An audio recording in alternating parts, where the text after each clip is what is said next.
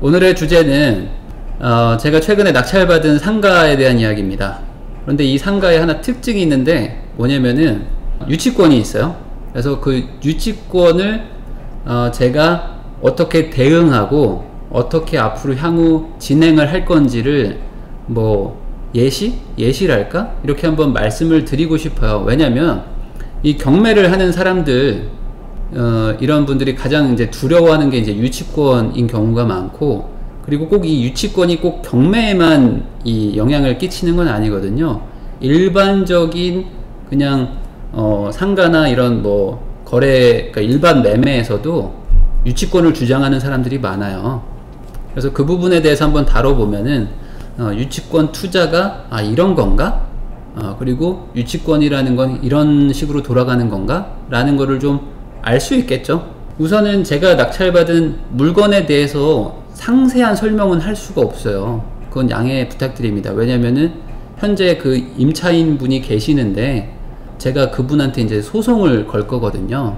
그러다 보니까 어떤 특정인이 특정되면은 그러면은 이런 공개적인 방송에서 언급하면 안 되잖아요. 그냥 상가라고만 하겠습니다. 거기에 임차인이 있는데 임차인이 유치권을 신고했다, 요런 상황입니다. 아시겠죠? 그 정도만 얘기할게요. 그런데 그분이 이제 유치권이라는 걸 신청했으니까 유치권이라는 게 뭔지에 대해서 먼저 설명을 한번 해볼게요. 유치권이 무엇인가? 유치라는 게 뭘까요? 유치를 할 수 있는 권리겠죠. 유치권이라는 거는. 그러면 유치가 뭐지? 라고 생각하면 좀 어렵죠. 단어가 한문이니까. 근데 유치라는 뜻은 유치장 생각하면 돼요. 유치장이 뭐죠? 경찰서에 있는 게 유치장이잖아요. 머무를 유자에 둘치인가? 아마 그럴 거예요. 그냥 머무르게 두는 권리예요. 머무르게 두는 권리가 유치권이다. 유치장에 사람을 가둬두죠. 그러면 그 사람이 거기 이렇게 앉아 있어야 되잖아요. 들어가서 이렇게 앉아서 이렇게 시간이 될 때까지 버티고 있어야 되는 거죠. 그걸 유치장이라고 하잖아요. 똑같습니다. 그럼 유치권이라는 건 뭐냐면 내가 누군가의 부동산에 들어가서 앉아 있을 권리예요. 아니 어떻게 남의 거에 막 들어가서 앉아 있고 막 버틸 수 있는 권리가 왜 필요한 거지? 라고 이제 이해가 안 되는 분들도 있을 수 있는데, 이렇게 생각하시면 돼요. 뭐냐? 내가 받을 돈이 있어. 내가 받을 돈이 있는데 얘가 돈을 안 줘. 그래서 얘네 부동산에 들어가서 앉아 있는 거예요. 버티고 앉아 있는 권리. 나 돈 줄 때까지 안 나가 라고 하면서 버틸 수 있는 권리를 준다. 이해되세요? 자, 그러면 왜 국가에서는 이렇게 들어가서 앉아서 버틸 수 있는 권리를 줄까요? 자, 거기 들어가서 버티면 주인은 예를 들어 뭐 상가라고 칠게요. 그 주인은 이 유치권자가 안에 들어가 있으니까 남한테 빌려줄 수가 없죠. 그리고 영업을 할 수가 없죠. 그러니까 경제활동이 불가능하죠. 그러니까 일종의 이 들어가서 버티는 권리로 주인하고 협상을 해라. 그래서 돈을 받아라 라는 취지로 이런 유치권이 생겼다고 생각하시면 쉬워요. 그러면 우리 임차인은 어떤 걸로 이 유치권을 걸었냐, 이게 중요하겠죠. 왜냐면 유치권이라는 게 무조건 다 모두에게 주는 게 아니고 어떤 사람한테는 주고 어떤 사람한테는 안 주고 이런 거니까. 근데 우리 임차인은 본인의 그 업종을 운영하기 위한 시설을 설치를 했는데 그 설치한 돈을 자기가 못 받았다 라고 하면서 유치권을 신고한 겁니다. 자, 이해되세요? 예를 들어 내가 삼겹살집을 해요. 그럼 삼겹살집을 하려면은 주방이 필요하겠죠? 주방. 그런데 그 주방을 내가 설치한 거예요. 그리고 그 주방을 설치한 인테리어 비용을 내가 못 받았다 라고 하면서 유치권을 신고한 거예요. 이렇게 생각하면 이해가 쉽습니다. 자, 그러면 이런 경우에 유치권이 인정이 될까요? 나 돈 내놔. 나 돈 내놓을 때까지 안 나가. 나 돈 내놓을 때까지는 절대 안 나갈 거야 라는 유치권이 성립할까요? 유치권은 세 가지를 생각하시면 돼요. 뭐냐? 첫 번째, 제3자여야 돼. 제3자가 어떤 해당 부동산에 이득이 되는 행위를 해야 돼요. 이득이 되는 행위나 공사. 그러면 임차인은 제3자인가요? 소유자, 임차인. 임차인은 자기가 거기 들어가서 이제 장사를 하는 사람이죠. 그러니까 약간 제3자에서는 빠지는 경우가 훨씬 많아요. 그리고 부동산에 이득이 되는 행위를 해야 되는데, 삼겹살집 그 임차인이 주방을 설치했다. 고기 굽는 주방을 설치하는 게 주인한테 이득이 되는 행위일까요? 그 부동산에 이득이 되는 행위일까요? 아니겠죠. 본인이 그거 쓰려고 하는 거죠. 내가 삼겹살집을 장사하려고 주방을 만든 거지, 그 소유자의 부동산에 이익을 주려고 만든 게 아니잖아요. 그래서 대부분 임차인이 유치권을 주장하기는 어려워요. 그리고 두 번째 조건, 뭐 그렇게 이득이 되는 행위를 했다고 쳐. 근데 공사비를 못 받아야 돼. 실제 공사비를 못 받았어야 돼요. 근데 이거는 뭐 우리가 알아낼 방법은 좀 없고, 세 번째, 해당 물건을 점유하고 있어야 되거든요. 해당 물건을 점유하고 있어야 돼. 그래야 유치권이 성립을 합니다. 이 세 가지 조건이 다 맞아야 되는데, 제 임차인은 현재 거길 점유하고 있으니까 점유는 하고 있는 건 맞는데 1번 항목 그 어떤 그 부동산에 이득이 되는 행위는 아닌 걸로 제가 보여요. 그래서 결론적으로 제가 입찰을 할 때 이건 유치권에 해당이 안 될 것 같다 라고 미리 알고 입찰을 했고, 적절한 가격에 잘 샀습니다. 그런데 낙찰 받았으니까 이제 대출 뭐 알아보고 해서 잔금 딱 치를 준비 다 해놓고 그 임차인한테 전화를 했어요. 이제 직원분이 받더라고요. 그래서 뭐 핸드폰 번호를 모르니까, 그래서 일반 전화로 걸어가지고 직원분한테 내가 이거 낙찰 받은 사람이다. 그러니까 좀 거기 그 사장님 보고 저한테 좀 전화 좀 달라. 아니면 사장님을 좀 바꿔주세요. 라고 얘기를 했어요. 그랬더니 네 알겠어요. 그러고 안 바꿔줘. 안 바꿔주고 연락도 안 와. 그래서 다다음 날 해가지고 3번이나 했거든요. 3번이나 연락을 했는데 연락이 안 오는 거예요. 그래서 마지막에는 이런 말을 남겼어요. 아니 꼭 연락을 좀 달라. 연락을 안 주시면 제가 뭐 어떻게 협의를 할 수가 없지 않냐. 그러니까 그렇게 하게 되면 이거 부득이하게 법으로 갈 수밖에 없는데 유치권까지 신고도 해놓으시고, 저는 그럴 마음이 없습니다. 그러니까 사장님한테 좀 연락 좀 달라고 해주세요 라고 했어요. 근데 안 와요. 그래서 제가 핸드폰 번호를 알아내가지고 전화를 했습니다. 제 개인 폰으로 그분 이제 그 사장님한테 전화를 했어요. 그랬더니 딱 돌아오는 대답이 뭔 줄 아세요? 아니 우리 직원한테 뭐 법으로 한다고 했다면서요? 이러는 거예요. 그래서 아니 그 말이 아니고 연락을 안 주시면 대화가 안 되니까 제가 법으로 할 수밖에 없다. 그러니까 전화를 달라고 내가 한 거다. 아니 내가 뭐 법으로 한 해 만에 하는 사람한테 뭘 좋다고 뭐 대화할 게 뭐가 있습니까? 막 이 정도의 말투로 저한테 막 말을 하는 거예요. 제가 기분이 좋겠어요? 막 이러는 거예요. 그리고 그분이 그러는 거야. 이거 내가 낙찰 받고 싶어가지고 내가 다 이거 준비해 놓은 건데 왜 남의 사업을 방해해요? 막 이런 얘기를 하셨죠.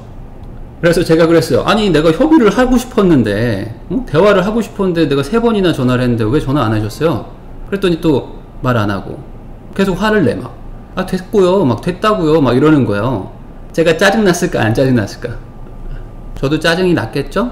근데 다 이제 이성적으로 싹 마음을 다 비우고, 사장님, 저는 사장님하고 싸울 마음이 없고 대화로 이렇게 잘 풀고 싶은 사람이니까 뭐 원하시는 게 있으면 말씀을 하시고, 뭐 재계약을 하고 싶으신 건지 나가고 싶으신 건지 말씀을 하시죠.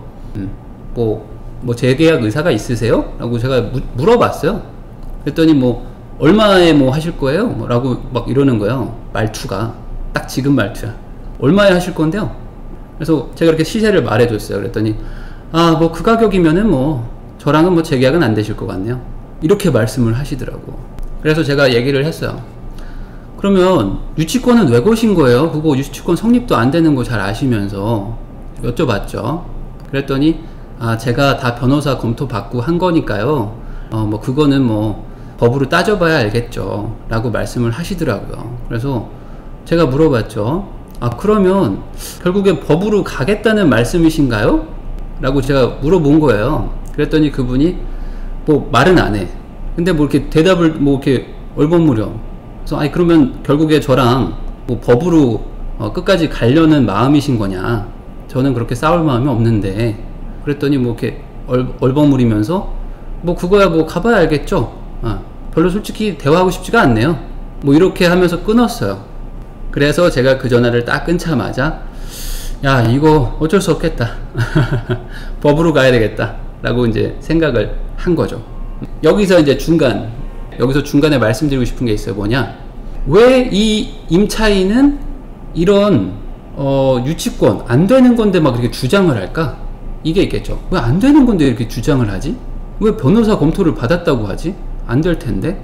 근데 그분은 필요비와 유익비라는 거를 주장하고 싶은 거예요. 필요비와 유익비, 이런 개념이 있습니다. 그러니까 뭐냐면 꼭 이 상가를 쓰는데 꼭 필요한 그런 비용은 국가가 좀 인정해 주는 게 있거든요. 그러니까 이 상가를 사용하기 위해서 필요한 어떤 최소한의 비용 같은 거, 뭐 예를 들어 집인데 보일러가 없어. 그러면 어떡해요? 보일러가 없으면 집으로서 기능을 못 하잖아요. 겨울에 추운데. 그래서 보일러를 막 주인한테 설치해 달라고 했는데 주인이 나 몰라라 해. 이럴 수도 있잖아요. 그러면 주인이 안 해주니까 겨울에 추운 뭐 그 집에서 살아야 돼? 그건 안 되죠. 그러니까 어쩔 수 없이 이 보일러를 내 돈 들여서 설치한 임차인이 있을 수도 있잖아요. 그런 것들은 필요비라고 인정을 해줍니다. 이 경매에서. 이거 없으면 살 수가 없으니까. 그러면 유익비라는 건 뭘까요? 유익비. 필요한 건 아닌데 이거를 함으로써 확실히 유익한 거야. 이런 거라면은 유익비에 해당이 되는 거죠. 꼭 필요한 건 아닌데 요거를 설치함으로써 이 부동산의 가치가 확실하게 늘어나는 거. 뭐 샤시 같은 것도 그렇습니다. 샤시를 완전히 싹 갈아버린 것들은 이제 유익비라고 봐주는 경우가 많거든요. 그래서 이 임차인 입장에서는 내가 한 공사가 너한테는 필요비나 유익비니까 이거 나 돈 줘라고 유치권 신고를 한 거다, 이겁니다. 자, 그러면 제가 그렇게 주장할 거라는 거를 몰랐을까요? 입찰할 때? 알았겠죠, 당연히. 저도 그런 걸 알고 입찰을 하지 않았겠어요? 상대가 그렇게 나올 것이다 라고 생각을 해서 저도 뒷조사를 막 해봤겠죠. 그랬더니 알고 보니까 이 임차인 분이 어떤 경매 대행업체한테 컨설팅을 받았더라고요. 어떤 그 경매 대행업체들이 낙찰자 편만 드는 게 아니고 반대로 경매 당한 사람들을 컨설팅 해주는 경우도 많거든요. 이해되세요? 경매 당했을 때 어떻게 대응하는 법, 아니면은 뭐 경매 당한 집의 임차인들에 대해서 어떤 컨설팅을 해주는 경우들도 있을 거 아니에요. 상대적으로 이제 수비를 하는 사람들의 입장에서 도와주는 경우들이 있어요. 그래서 그 업체가 이러이러한 식으로 유치권을 설정하고 하면은 뭐 될 것이다 라고 이제 약간 꼬드긴 거죠. 그래서 그 내용도 다 제가 통화하고 녹음도 다 해놨죠. 그래서 제가 어떤 걸 했냐, 바로 대응해야죠. 왜냐면 뭐 유치권을 신청한 사람이 뭐 나갈 생각도 없고 뭐 월세 줄 생각도 없고 뭐 법대로 하든지 말든지 뭐 이렇게 약간 안하무인으로 나오니까 뭐 저는 충분히 대화를 할 만큼 한 거니까. 안 되니까 저도 당연히 법으로 가야 되겠죠. 그래서 바로 변호사를 수배했습니다. 그래서 소송 준비를 시작을 했죠. 우선 제가 잔금을 냈어요. 잔금을 내고 나면은 월세를 주인한테 줘야 돼요. 월세를 주인한테 줘야 되는 게 임차인의 당연한 의무죠. 자, 남의 상가를 공짜로 쓸 수 있을까요? 우리나라가 그런 걸 허용할까요? 남의 상가를 주인이 공짜로 쓰지 말라고 했는데 공짜로 쓰는 거를 허용할까요? 안 되겠죠. 당연히 월세가 발생합니다. 그래서 그 월세에 대해서는 내가 부당이득 반환 청구 소송이라는 거를 할 수 있어요. 나한테 월세를 줘야 되는데 얘가 월세를 안 내고 있기 때문에 이 임차인, 점유자는 부당하게 이득을 보고 있다. 그러니까 그걸 나한테 줘라 라고 소송을 걸 수 있다는 거죠. 당연히 그 소송 들어가겠죠. 그리고 임차인을 또 내보내야 되죠. 이 임차인 분이 안 나간다고 하니까 임차인을 어쩔 수 없이 억지로 끄집어내야 되겠죠. 이건 제가 나쁜 사람인 게 아니에요. 내 상가를 봉짜로 쓰고 안 나간다고 버티는 사람이 있으니까 어쩔 수 없이 이 사람을 끄집어낼 수밖에 없어요.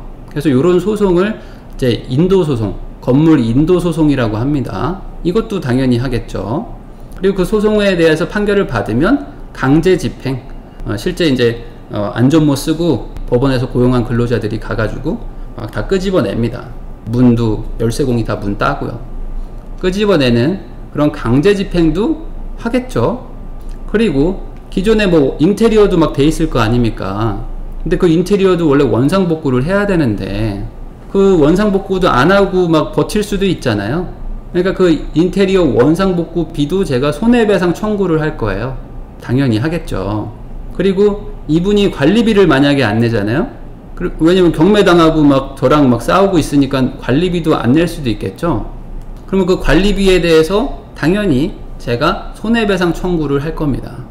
관리비를 제가 내고 대신 이제 구상권 청구를 할 거죠. 그렇게 해서 돈을 다 청구를 할 거다. 그리고 나서 이렇게 발생한 비용들이 많겠죠. 봐봐, 막 변호사도 샀죠.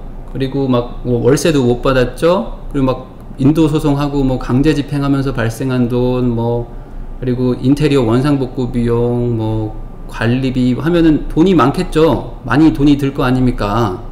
그러면 이 돈을 전부 다 그 임차인 분이 사는 집이나 차나 통장이나 아니면은 뭐 가지고 있는 뭐 부동산, 주식 이런 것 쪽에다가 압류를 제가 걸 겁니다. 이렇게 얘기를 하니까 제가 나쁜 놈 같죠. 이렇게 얘기하니까 선량한 임차인을 제가 괴롭히는 사람인 것처럼 잘못 비칠 수도 있을 것 같은데 저는 절대 나쁜 사람 아니에요. 맞죠? 그분이 먼저 그렇게 한 거예요. 전 대화를 하고 싶었는데. 그래서 그 압류를 걸고요. 그 압류 건 거를 바탕으로 경매를 칠 겁니다. 그분이 사는 집을 칠 거예요. 가장 좋은 게 집이겠죠? 그러면은 제가 그동안 손해본 거를 경매를 쳐서 또 뭐 한 6개월 정도 걸려가지고 뭐 길면 1년 해서 경매를 이제 누가 낙찰 받겠죠? 누군가 낙찰 받겠지. 그럼 낙찰 받으면 저는 이제 금액을 배당 받죠. 그래서 제가 다 받으면 이제 끝인 거고, 못 받은 돈이 또 있을 거 아닙니까? 예를 들어 뭐 500만원 1000만원 남잖아요. 그러면 이제 차에다가 또 걸 겁니다. 차에 걸던지 아니면 통장에 이제 차압으로 들어갈 겁니다. 그렇게 해서 남은 돈들 다 받아낼 거예요. 그런데 이 모든 것은 다 우리 변호사님이 대행을 해줘요. 그래서 변호사에 대해서 조금 이따가 얘기를 할 건데, 이런 일들이 되게 복잡하지 않을까요? 복잡하고 좀 막 어렵고 막 이게 좀 답답하게 느껴지지 않으세요? 제가 이렇게 설명을 하지만 이게 간단하게 될 일이 아니죠. 그래서 이런 것들은 변호사한테 맡기면 되는 거예요. 왜냐면 변호사 분들이 다 그런 거 하라고 자격증도 있고 그런 거 하는 직업이거든요. 자, 다시 한번 말하지만 제가 나쁜 사람이 아닙니다. 왜냐면 허위로 유치권을 주장하잖아요. 그러면은 그거는 경매 입찰 방해죄가 됩니다. 경매 입찰 방해죄, 이게 아까 찾아보니까 형법 315조예요. 형법이라는 거는 유죄라는 겁니다. 죄입니다. 죄. 그냥 뭐 사사로운 게 아니고 국가에서 하지 말라고 하는 죄가 형법이에요. 형법 315조에 보면은 경매 입찰 방해죄가 있는데, 위계, 그러니까 계략을 써서 남을 속여서 위계 또는 위력, 어떤 무력이나 어떤 힘을 써서 기타 방법으로 경매 또는 입찰에 공정을 해한 자, 경매나 어떤 입찰에 대해서 방해를 한 자가 있잖아요. 그런 자는 2년 이하의 징역 또는 700만원 이하의 벌금에 처한다고 되어 있습니다.